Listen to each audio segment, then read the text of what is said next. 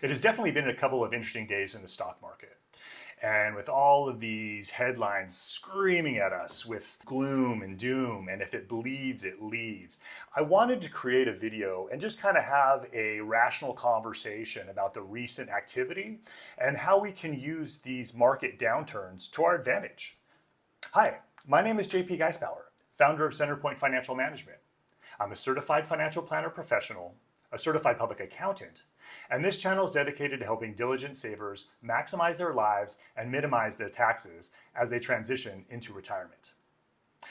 Now let's be honest, the market can be volatile, and as of late, at least the last 12 to 18 months, we've had a pretty good stretch. It stands to reason that when we do have a pullback like we've had in the last couple of days, that it's going to draw a lot of attention and a lot of headlines.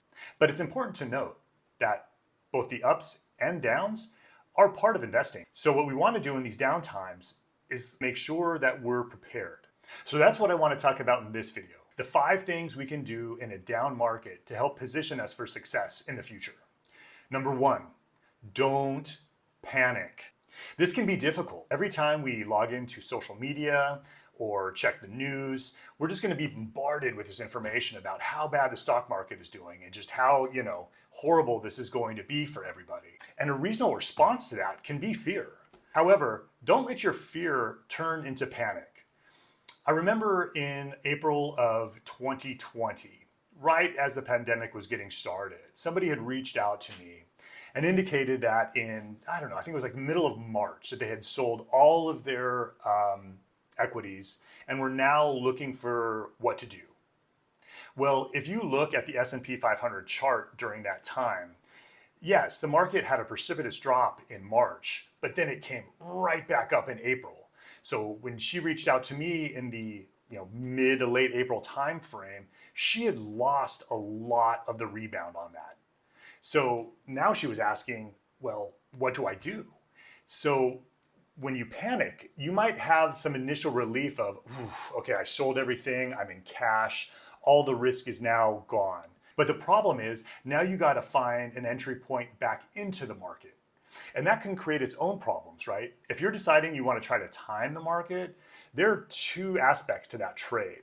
There's the sell, but then there's the ultimate buy. So try not to panic. Try not to throw the baby out with the bathwater. Take a rational approach. Number 2, check on your emergency savings.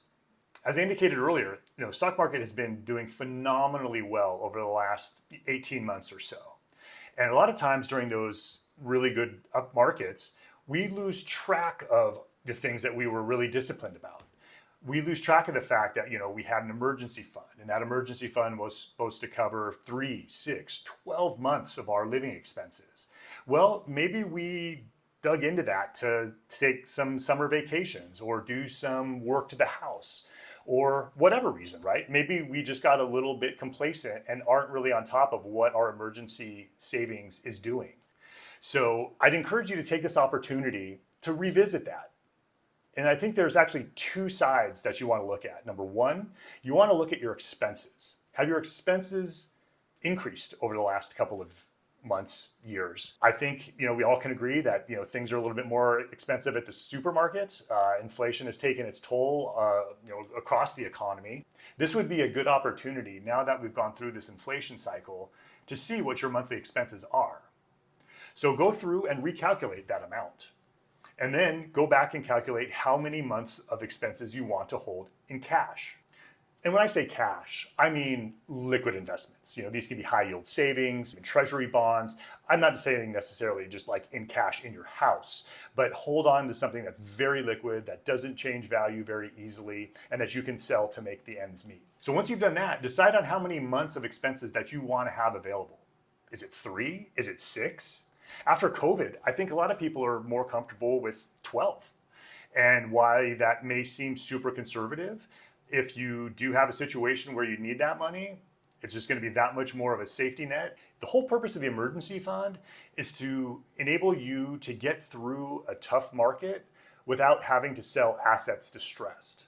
Having to sell distressed assets in a distressed market can be a wealth destroyer. By having an adequately funded emergency savings account, you're insulated from that from a period of time. So with this newfound appreciation for market volatility, it might not be a bad idea to go back and check on our emergency savings and make sure that it's going to provide the safety net that we need should we ever need it. Number 3, reevaluate your long-term goals and make sure that your portfolio aligns with those goals. The portfolio you're going to have in your 30s and 40s is going to be fairly different from the portfolio you probably want to have when you're in your 50s or 60s. So if it's been a while since you have looked at the asset allocation within your portfolio, this might be a good time to do it. And make sure that the risk that you're taking is going to align with your long-term personal financial goals.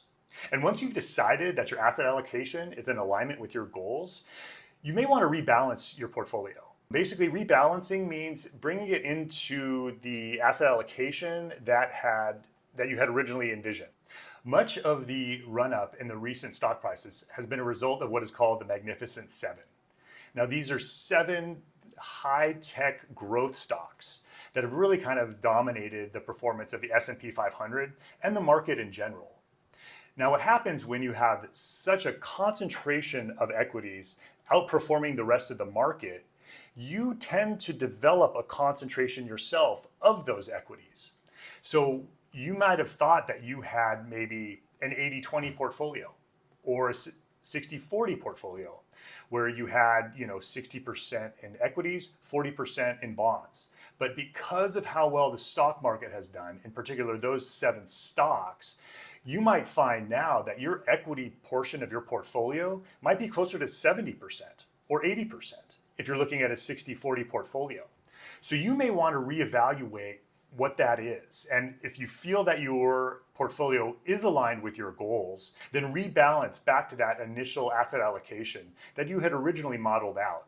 This way, you'll make sure that if the market does have a downturn, and if it is specifically related to those specific stocks, you'll have diversified your portfolio and not have such an intense concentration in those stocks had you just had that on autopilot. So as it relates to your portfolio, make sure that your asset allocation is in alignment with your long-term goals. And if it is, rebalance that portfolio to make sure it is matching what your asset allocation says it should be.